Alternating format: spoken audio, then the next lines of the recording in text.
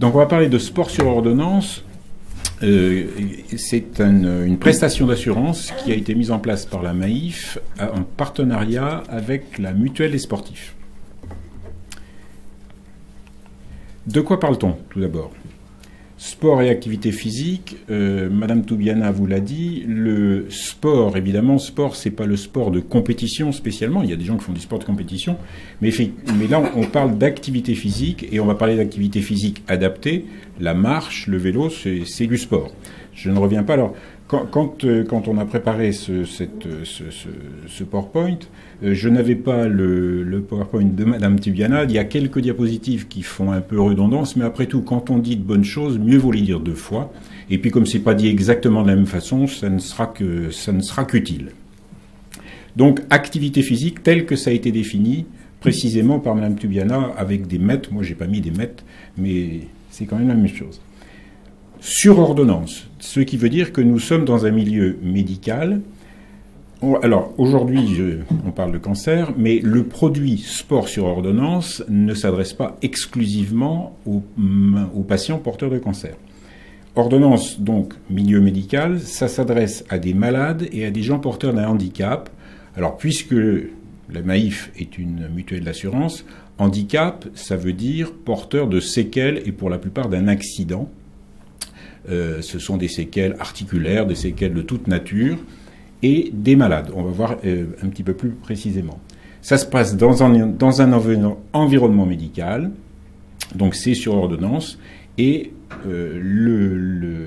l'activité physique qui sera concernée sera adaptée aux patients.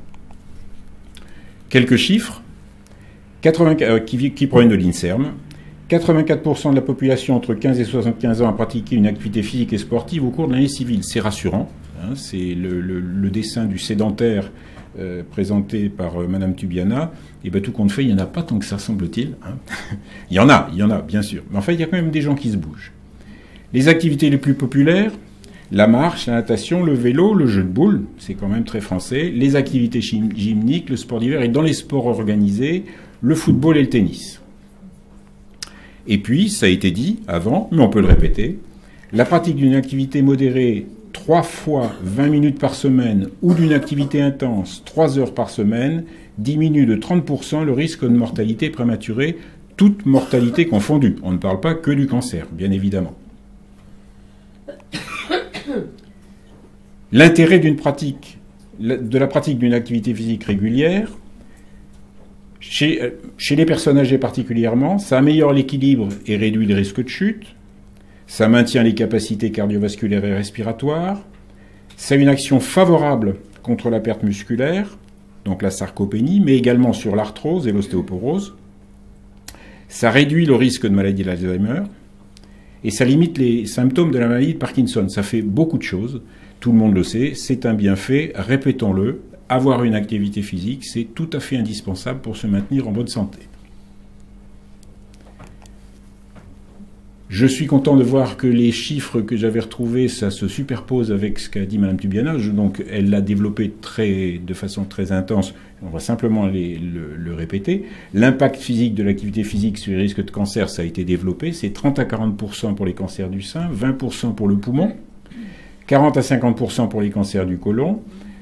Comme l'a montré Mme Toubiana, dans 20 à 50%, ça réduit le risque de récidive de cancer du sein, répétons-le, et ça améliore la qualité de vie pendant le traitement d'un cancer. Ça a été très bien développé également, on va y revenir un tout petit peu. Comment ça fonctionne? Pourquoi l'activité physique a un impact positif? C'est d'origine multifactorielle, je n'entrerai dans aucun détail. Bon, par le métabolisme de l'insuline, dans un effet positif sur le rôle de l'inflammation et je vais insister un petit peu plus sur l'appareil musculaire, puisque quand on fait une activité physique, le principal bénéficiaire, c'est notre système musculaire et cardiovasculaire également. Mais pour ce qui est de l'appareil musculaire, c'est 40 à 50% du poids total d'un adulte qui ne présente pas de surcharge pondérale. La contraction musculaire intervient dans le métabolisme du glucose et elle a un rôle anti-inflammatoire. Donc c'est vraiment très important de faire bouger ces muscles. Il ne suffit pas d'en avoir des muscles, il faut les faire bouger. La diminution, ça c'est une définition, hein, la définition de la diminution de la masse musculaire, ça s'appelle la sarcopénie.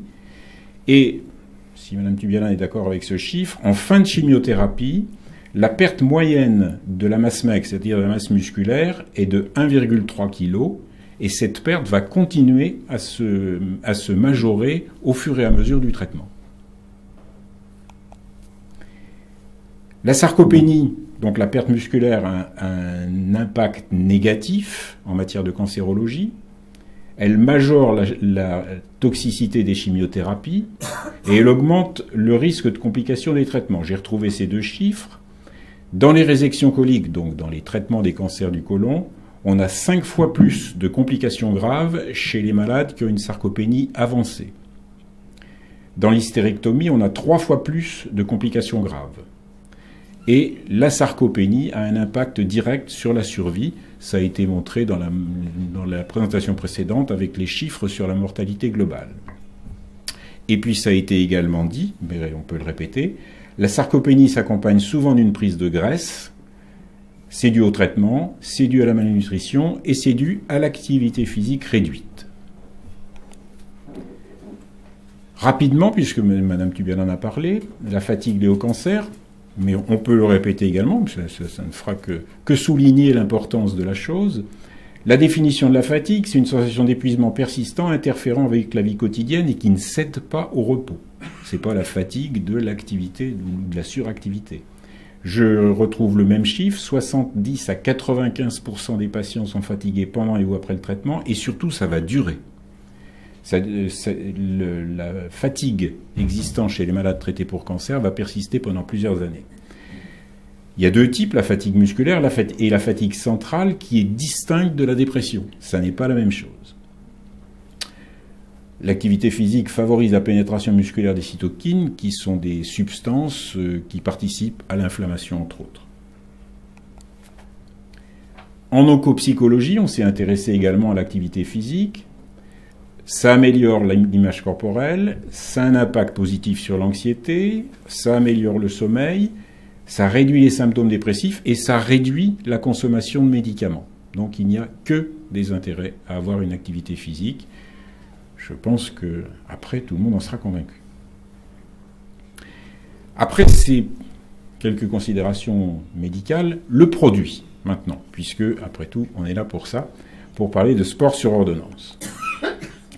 Auparavant, j'avais trouvé ça, et comme on n'en a pas parlé, si Mme Tubiana a parlé de la natation qu'on ne pouvait pas faire pendant la chimiothérapie, j'ai trouvé ça. Les contre-indications, il n'y en a pas énormément. Hein. La dénutrition sévère et l'ostéoporose importante, ça ne veut pas dire qu'on ne peut pas avoir d'activité physique du tout. Mais c'est quand même c'est des domaines dans lesquels il faut faire attention à ce qu'on fait. Hein. L'insuffisance respiratoire ou l'insuffisance cardiaque sévère, l'hypertension et les troubles du rythme cardiaque liés à l'effort, certaines localisations tumorales, notamment au niveau des os, et puis l'activité physique pourrait dans certains cas avoir un impact négatif sur la neurotoxicité de certains produits. Mais globalement, il y a peu de contre-indications entre activité physique et cancer. Mais puisqu'il y en a, c'est vraiment intéressant que ce soit contrôlé médicalement. Donc maintenant, on en vient directement à cette prestation d'assurance sport sur ordonnance. La MAIF avait commandé à la Sofres un sondage qui a été fait en juin 2015, et dont voilà les résultats. 96% des Français pensent que le sport sur ordonnance est une bonne idée. La même proportion des gens interrogés se sont dit prêts à se faire prescrire des activités physiques adaptées par leur médecin, en cas de maladie de longue durée ou en cas de séquelles, d'accident. Les mêmes personnes recommandent les bienfaits, et ces gens positionnent deux types d'acteurs pour la prise en charge financière du sport sur ordonnance, la Sécu en premier, et les mutuelles et les assurances et les assureurs ensuite. Bon, ça n'a rien de très étonnant, ça paraît relativement évident. Alors il existe un cadre législatif depuis la dernière loi d'orientation de santé dont on a beaucoup parlé, Madame Touraine en a été le porteur. On en a beaucoup parlé, pas spécialement, même pas du tout pour sport sur ordonnance. On en a beaucoup plus parlé pour le tiers payant, on en a beaucoup parlé pour des tas d'autres choses. Mais il y a d'autres choses dans cette loi, et notamment le sport. Quelques petits repères. En mars 2015 a été présenté devant la Commission des affaires sociales l'amendement AS 1477 qui avait pour but de contribuer à la pratique régulière des activités physiques et sportives à la santé publique. Ça a avancé. Le 8 avril, l'amendement a été déposé. Le 10 avril, il a été adopté. Et le 17 décembre 2015, la loi globalement a été adoptée, après avoir fait beaucoup de débats et fait couler beaucoup d'encre. Et dans cette loi figure, donc maintenant dans le Code de la santé publique, c'est écrit dans le Code de la santé publique, l'article L 1172-1, je le lis. Dans le cadre du parcours de soins des patients atteints d'une affection longue durée, le médecin traitant peut prescrire une activité physique adaptée à la pathologie, aux capacités physiques et au risque médical du patient. Les activités physiques adaptées sont dispensées dans des conditions prévues par décret. C'est donc inscrit dans la loi. Alors pourquoi la Maïf s'est intéressée à cette notion de sport sur ordonnance ? La Maïf, il y a peut-être des sociétaires Maïf dans la salle. La Maïf, historiquement, la Maïf qui est quand même une vieille dame puisqu'elle a été créée en 1934, c'est une société mutuelle, s'est toujours intéressée à autre chose que d'apporter de l'argent, mais d'essayer d'apporter une prestation en nature spécifique à ses sociétaires. Donc elle a créé Maïf Assistante, elle a apporté une assistance domestique, le véhicule de remplacement, la prise en charge d'un certain nombre de services, le déploiement d'aide d'urgence, serrurier, le logement, c'est-à-dire qu'elle cherche à s'occuper d'autre chose que de donner un chèque. Et c'est comme ça que le 1er mars, donc bien avant la loi sur la santé, la Maïf et la mutuelle et sportive, son partenaire, ont créé la prestation sport sur ordonnance. Donc cette prestation existe, elle est réelle, concrète, et elle a déjà commencé à être mise en œuvre. Pour la présentation de la prestation par elle-même, c'est Nina Le Bélanger de la mutuelle des sportifs qui va prendre la suite. Donc, à qui s'adresse sport sur ordonnance ? Aujourd'hui, ça s'adresse au sociétariat Maïf. C'est un produit fait par la Maïf, donc c'est un produit pour ses sociétaires. Chaque sociétaire du groupe Maïf, sans aucun supplément de cotisation, et quel que soit le type de contrat, bénéficie de cette prestation. Si on est sociétaire Maïf, on y a droit, sans cotiser supplémentaire. À condition de relever, bien sûr, des critères d'attribution de cette prestation. Il faut avoir une affection de longue durée. C'est pour ça que le cancer est concerné, bien évidemment, dans cette prestation. Ou avoir eu un accident entraînant une atteinte à l'intégrité physique et psychique, donc le taux de séquelles, si vous voulez, qui atteint 20%. Nina Le Bélanger va maintenant vous présenter comment ça se met en place une fois qu'on a rempli les critères. Bonjour, donc Nina Le Bélanger, je suis enseignante en activité physique adaptée. Donc j'ai un master STAPS, fac de sport. J'ai 5 ans d'études où j'ai d'abord été formée à l'activité physique et ensuite à l'adaptation de ces activités physiques à des personnes qui ont des besoins spécifiques. Donc ça peut aller de la personne d'une femme enceinte à une personne senior ou à une personne présentant des maladies chroniques. Donc comme vous a présenté le docteur Courret, la mutuelle des sportifs porte ce produit qui est la garantie sport sur ordonnance. Donc nous sommes une plateforme avec le secret médical et avec un médecin qui se situe à Paris. Donc nous prenons en charge les sociétaires Maïf depuis mars 2015 qui présentent donc 4 maladies chroniques différentes qui sont les diabètes, les cancers, les pathologies psychiatriques et les pathologies neuromusculaires. Donc nous prenons en charge les myopathies et l'épilepsie grave. Donc cette garantie est composée de 3 étapes différentes. La première étape qui est réalisée à distance, donc sur la plateforme, avec des enseignants en activité physique adaptée qui vont découvrir la personne. Donc je vais vous le détailler après. La deuxième étape qui est la prescription d'activité physique par un médecin prescripteur qui est formé à l'activité physique. Et la troisième étape qui est bien sûr la mise en place d'activités physiques sur le terrain. Donc la première étape, chaque personne qui rentre dans le dispositif a un enseignant en activité physique adaptée qui est son référent. Donc qui va être à distance, tous les échanges se font par téléphone. Et donc ce premier bilan, qui est basé sur des échanges d'éducation thérapeutique, permet à la personne donc de faire connaissance de son référent.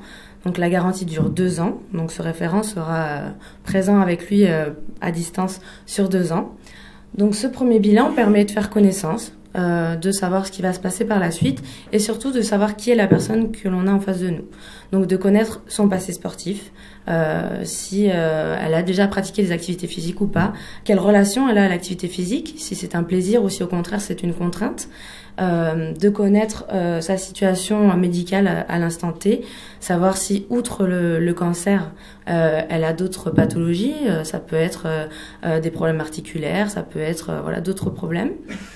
De connaître ses envies. Elle peut nous dire, moi j'ai jamais aimé la natation, donc on mettra pas en place la natation. Moi j'aimerais bien plutôt faire des pratiques de décontraction. J'aimerais travailler sur mon anxiété, j'aimerais travailler sur mon image du corps. Donc on va à peu près savoir ses objectifs liés toujours à l'activité physique, savoir qu'est-ce qu'elle veut que l'activité physique lui apporte. Et du coup, on va arriver à soulever ce qu'on appelle les freins, les moteurs à l'activité physique. C'est ce qui va l'aider à mettre en place l'activité physique et ce qui va au contraire limiter sa pratique. Donc on va essayer de faire en sorte que ces freins soient les plus petits possibles et augmenter les éléments facilitateurs. Donc, va s'en sortir différents objectifs à moyen et long terme. Et on va aussi, à travers ce discours, identifier un médecin prescripteur dans le parcours du patient. Parce que le but, c'est de ne pas rajouter un médecin dans le parcours du patient. C'est d'essayer de trouver une personne qui, dans le parcours du patient, lui a parlé des bienfaits de l'activité physique et avec qui elle est en confiance. Donc ça peut être le médecin traitant, ça peut être le médecin spécialiste. Et si la personne n'identifie pas de médecin avec lequel elle a eu assez d'affinité pour parler d'activité physique, nous avons aussi un réseau de médecins prescripteurs qui sont formés à la prescription d'activité physique et qui pourront juste prendre relais pour cette prescription et en aucun cas relayer les médecins traitants et médecins spécialistes. Suite à ce bilan, va être envoyé, donc c'est ce qu'on appelle mon projet en activité physique, qui reprend ces différents items avec ce qu'on attend de la garantie, les objectifs, les freins, les moteurs et les activités que l'on veut mettre en place. Donc ça, c'est envoyé à la personne qui va s'en munir pour aller voir son médecin traitant. Ou le médecin qui a été identifié médecin prescripteur. Donc quand la personne va voir son médecin prescripteur, donc le médecin va l'ausculter pour réaliser le certificat de non-contre-indication à la pratique. Et il va aussi recevoir donc le document qui est là. Donc c'est une fiche de renseignement complémentaire qui va nous permettre, le médecin va nous faire parvenir ses limitations physiques. Donc vous pouvez voir, le pratiquant ne doit pas réaliser les actions suivantes ou ne doit pas réaliser les types d'efforts suivants, ne doit pas solliciter les articulations suivantes. Donc ce sont des limitations à mettre en place lors de la pratique. En aucun cas, on interdira la personne de pratiquer. On va juste dire pas cette pratique-là ou avec ces adaptations-là. Donc nous, la personne nous renvoie cette prescription. Et suite à cette prescription, au sein de la mutuelle des sportifs, donc au sein de la plateforme du sport sur ordonnance, l'enseignant d'activité physique adaptée et le médecin de la plateforme vont mettre en commun donc toutes les informations que nous avons récoltées, donc les caractéristiques de la personne, ses objectifs, ses besoins, et puis du coup ses limitations grâce à la prescription médicale. On va suivre les différentes recommandations en activité physique qui ont été présentées tout à l'heure, donc en respectant ce qu'on appelle une formule FIT, où on respecte une fréquence d'activité physique, on respecte des intensités, on respecte des types d'activité physique et un temps donné. On va proposer à la personne différentes pratiques qui sont autour de chez elle, des pratiques qui sont de proximité et qui sont encadrées par des personnes formées. Donc, c'est des structures qui sont labellisées soit par les agences régionales de santé, soit par les DRGSS. Et nous avons aussi notre propre labellisation de structures sport sur ordonnance. Donc on propose différentes activités qui proposent à la fois de l'entraînement en endurance, du renforcement musculaire, du travail de détente. Donc ça peut être dans des structures de randonnée sport santé, de nage et forme santé ou avec des enseignants d'activité physique adaptée sur le terrain. On leur propose différents essais et on va mettre en place des semaines types en leur proposant donc au moins 2 activités physiques par semaine et aussi en leur proposant de changer des habitudes de vie délétères à leur santé, des habitudes sédentaires ou d'inactivité physique. Donc, on leur propose par exemple de mesurer le nombre de pas qu'ils réalisent par jour en leur fournissant des objets connectés.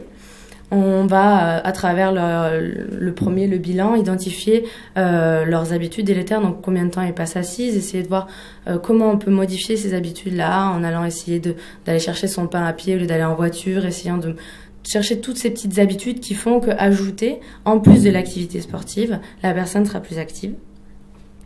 Et ensuite, donc quand la personne a choisi son activité physique, on rembourse à hauteur de 500 € sur 2 ans des activités physiques. Et la personne est toujours suivie par son enseignant en activité physique adaptée à distance par téléphone. Elle choisit un rythme de consultation téléphonique. Ça peut être une fois tous les mois, tous les 2 mois ou tous les 3 mois maximum. Et on voit si la personne continue à mettre en place la pratique. On a aussi des contacts avec les éducateurs sportifs de terrain qui encadrent et qui nous disent si la personne continue à pratiquer, si ça lui plaît, si elle a des problèmes. En fonction de ces retours, on adapte parce qu'il peut y avoir des problèmes de temps, la personne reprend le travail ou la maladie s'est aggravée ou elle a envie de faire plus. Et on adapte au fur et à mesure, tous les 3 mois ou moins, on adapte les pratiques qui sont proposées, les fréquences et les intensités. Donc ce dispositif a été prévu par la Maïf et la Mutuelle des sportifs pour proposer à des personnes malades de devenir actives, c'est-à-dire d'agir sur deux niveaux, diminuer leur comportement sédentaire et à la fois d'augmenter leur niveau d'activité physique en leur choisissant donc bien sûr des activités physiques qui soient sécurisées, adaptées et qui suivent les recommandations, mais surtout qui soient inscrites dans leur vie, qui soient individualisées et qui leur fassent plaisir, pour lesquelles ils aient des affinités. Le but étant de mettre en place une activité physique qui soit durable, donc la prise en charge dure 2 ans. Donc c'est essayer de les rendre autonomes face à leur pratique et qu'au bout des 2 ans, ils aient réussi à inscrire dans leur parcours de vie de l'activité physique, que ce soit pas quelque chose à apporter en plus de leur pathologie, que ce soit vraiment devenu quelque chose, un plaisir et qu'ils y trouvent des bénéfices. Toujours dans le but d'améliorer et de maintenir leur état de santé. Voilà.